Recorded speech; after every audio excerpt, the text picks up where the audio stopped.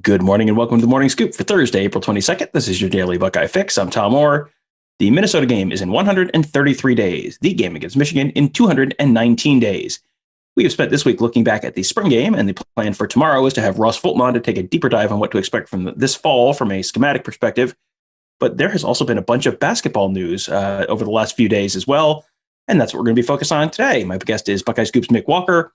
Mick, the last time I had you on a couple weeks ago, Ohio State was a finalist for five-star center Efton Reed, and they were at least theoretically a candidate to land five-star center Chet Holmgren. Holmgren ended up committing to Gonzaga, and now apparently it's looking like Reed may not be a Buckeye either.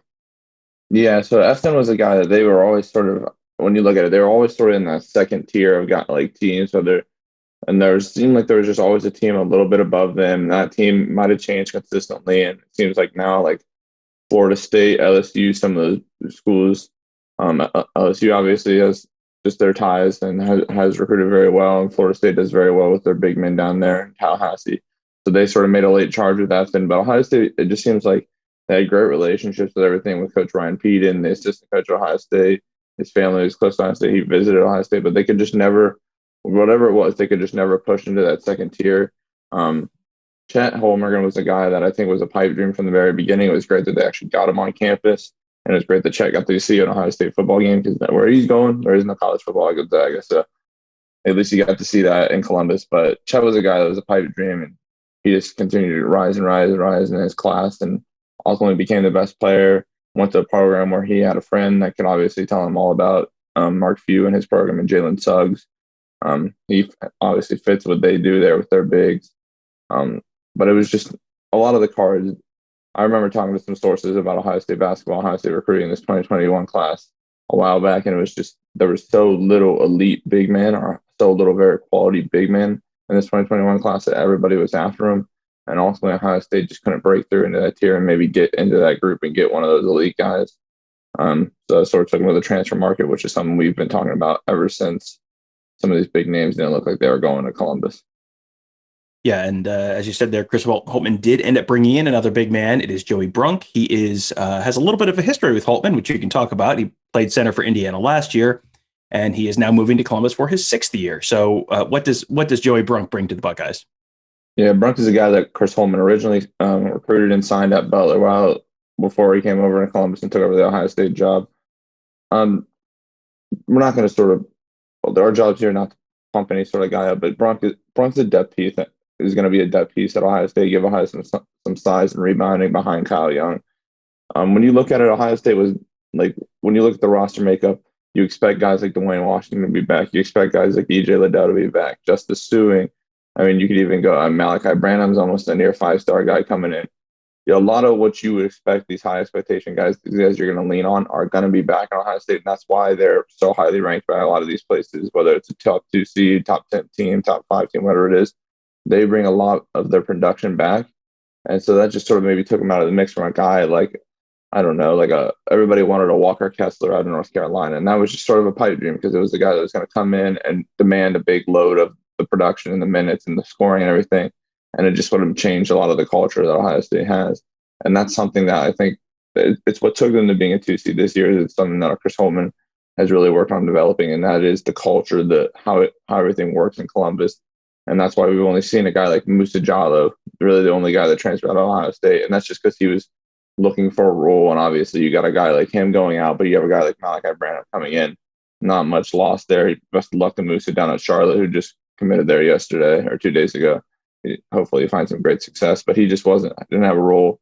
Other than that, the culture is very strong in Ohio State, and that's why they had all the success they did this year. And they weren't looking to bring in anybody that was going to cause any risk in the culture and just sort of delay the progress they spent so much time making. And that's why a guy like Bronk, who they know, they recruited at Butler. That's why he was a guy that fit. And Terry Johnson, who works with the big men at Ohio State, he recruited Bronk and worked with Bronk at Butler as well. So he's going to know a lot about him. It's going to be a good fit as a backup 5. And hopefully add some depth, some rebounding to Ohio State big man room that could definitely use it. Well, a minute or two back, you mentioned Kyle Young, and I'm sure people are going like, wait a minute, didn't he just go through senior day? Isn't he gone? Like, no, he ended up deciding he did go through senior day. He ended up deciding to come back for one more season. And for a team without a ton of proven front court depth like the Buckeyes, I mean, it's like him and Brunk and Zed Key, and it's like, that might be most of it. So, I mean, that seems like a massive win to get a Kyle Young back for another year. Yeah, when you really you spout off those three names, Zed Key, Kyle Young, and Joey Brunk, and then you look at it, I mean, you got Kofi Coburn gone, you got Luca Garza gone, Liam Robbins out of Minnesota is gone. Obviously, Michigan returns Hunter Dickinson, brings in Musa Diabate, another 5-star kind of guy. So Michigan has a loaded Big Ten big man room. But when you look at it, you compare some of the talent when it comes to the sort of the big man room as we've been calling it. Ohio State's got one of the better ones in the Big Ten with that three. And then obviously if EJ Liddell comes back, EJ Liddell's a guy that can be a first team all Big Ten player. Maybe if Ohio State wants to get to the level they can, he can be a first team all American type of guy, just the talent and the skill he has. Getting Kyle Young back, like you said, was big not only for the on the field, I mean on the court play, because he's a very big contributor. He knows exactly what to do in the Big Ten when it comes to big men.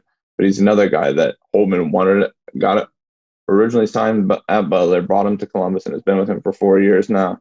And he's a guy that's just going to continue to drive home that culture that Ohio State wants to bring in, and Ohio State wants to continue growing. He can be a great role model for a guy like Kalen Etzer, who's going to come in, be a young big man in that room.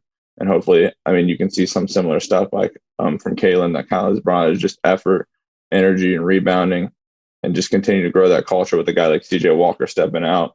It's going to be really Dwayne Washington, Kyle Young as the vocal leaders of this team. And that's something that Chris Holtmann can be very proud of with those two up top.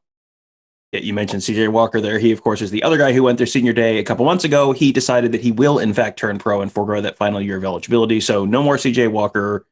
Yes, more Kyle Young.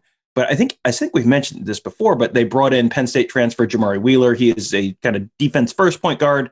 Seems like he fits in pretty nicely in place of Walker. That might be a good, easy kind of substitution for Holtmann there to replace Walker's minutes. Are there any obvious holes in this roster right now to you with the guys who have left, guys who have come in, and sort of where things stand right now? You just sort of talk about you just got to make sure Dwayne and EJ and Kyle's obviously going to be there, but you want those guys to take another step as vocal leaders off the court, on the court kind of guys.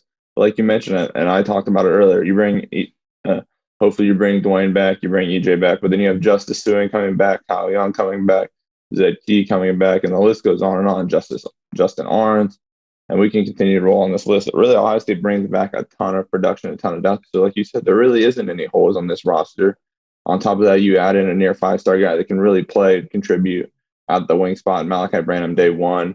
I expect a huge leap out of Eugene Brown, who's a guy that they expect a lot out of coming forward, and likely after Dwayne Washington leaves and next season. Some of these young guys are really going to bring a ton of sort of greenness, but a ton of skill into the room. And obviously you mix those veterans in, they're going to know what they're doing. They're going to be able to play Big Ten basketball.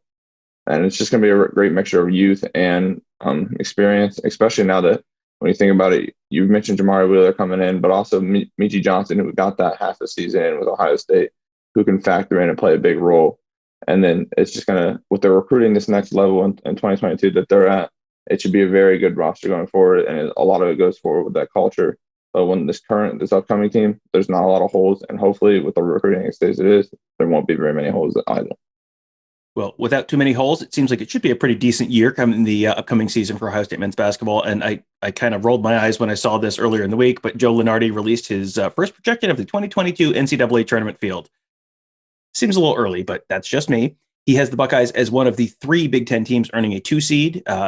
Ohio State, Purdue, and Michigan are all projected as 2 seeds right now. He has Michigan winning the conference, but 3 2 seeds, like, okay, that's probably your top tier. And then Maryland's a 3 seed, Michigan State's a 4 seed, Indiana 7, Illinois 8, Northwestern 11, and Wisconsin is one of the first 4 out. So, I mean, it sounds like he's expecting another deep season from the Big Ten, hopefully a better tournament season for the Big Ten next year than there was this year. But, again, this is obviously ridiculously early, but is that somewhere close to where you'd project this Buckeye team to end up like a, maybe similar to where they were this year? Maybe they don't win the Big Ten, but they're kind of in that Big Ten race and in that, 2 seed-ish area. Is that kind of a realistic expectation for Buckeye fans this season? Yeah, I think it's something that you sort of have to expect when it comes to a lot of those different types of projections. You're doing analytics, running numbers and stuff. And when you put in everything that Ohio State has coming back, the numbers are going to flag Ohio State for being a great team with the experience, the production, the the scoring all coming back, and you expect obviously once guys come back to college, another year in the system, you expect more growth. So another leap from Dwayne Washington, another leap from EJ Liddell, and then obviously hopefully you get some bigger leaps from say Eugene Brown, a Zed Key, maybe even we see a little bit of Ibrahim Diallo making a big leap at Ohio State. I continue to mention Malachi Branham because I think he can make an impact day one in Columbus. Once you sort of factor in all those, the production, the returning players, the leadership, Chris Holtmann being one of the best coaches just when it comes to getting wins year in and year out in the country, it's sort of hard to not put him up that high when you look at some of the other teams in the country. Obviously, Gonzaga is going to be very good. Baylor recruited very well, who was just there. So those two teams will be on top. But you continue to go down the list, and there's no reason you can't maybe put Ohio State in that top five, a top 8 seed in the NCAA tournament, because that's what they were this year, and they don't lose a lot off of that team. You mentioned Ibrahim Diallo there, and he was someone I didn't mention earlier. I just kind of forgot about him because he's been in Columbus 2 years now. His first year, he was like very much not ready. Everyone knew he wasn't ready. He wasn't going to contribute that first year. This last year, he had some injury issues, so he wasn't really much of a factor last year. He's another guy, like that's a big body. What is he, 7'2"? I mean, he's a big dude. If you get something out of him, you don't need 20 points a night like Michigan got at Dickinson. But if you get 8-10 minutes a night out of him that are like good minutes, that would be a real boon for this Ohio State team to have one more big body in the paint to throw at teams.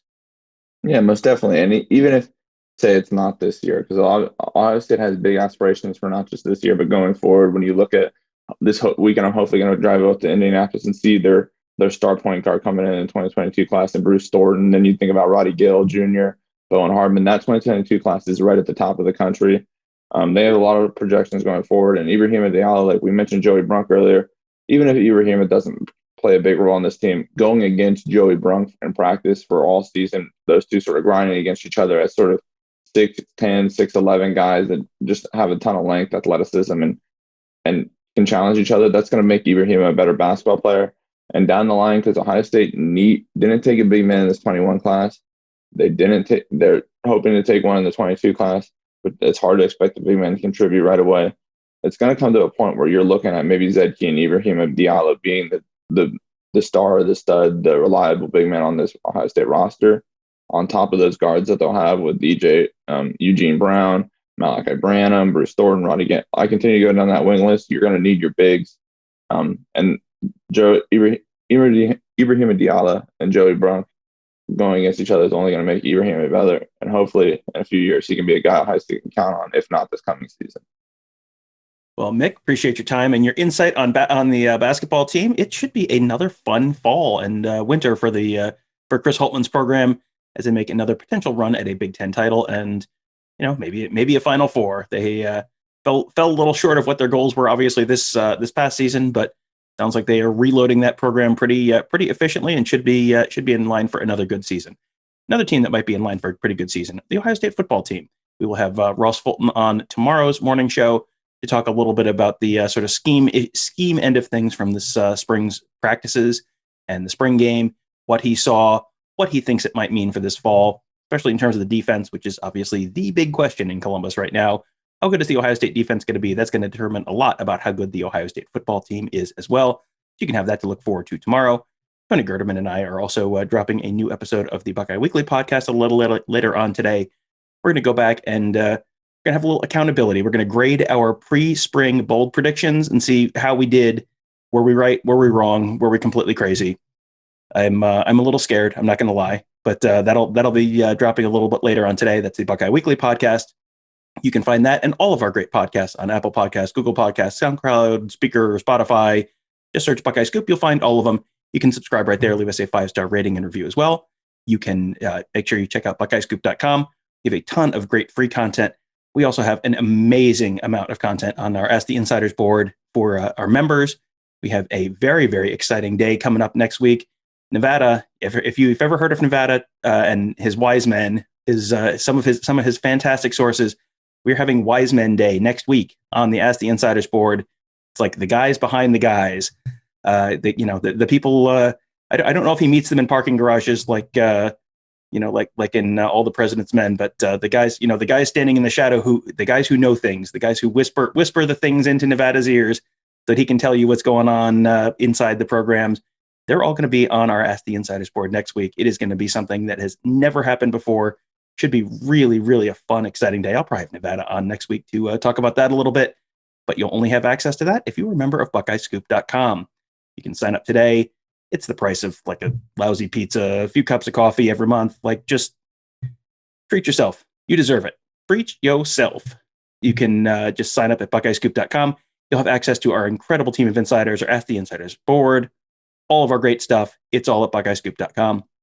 Last thing, YouTube.com/BuckeyeScoop. All of our podcasts are there. All of our interviews with players and coaches are there. All of our camp videos are there. It's all there at youtube.com/BuckeyeScoop. That's all free. All you have to do is subscribe right there, and you'll just hit that subscribe button right there on that channel, and you will get notified every time we drop a new video. That'll do it for today. Thank you guys all for joining us. Have a great day. We will talk to you tomorrow.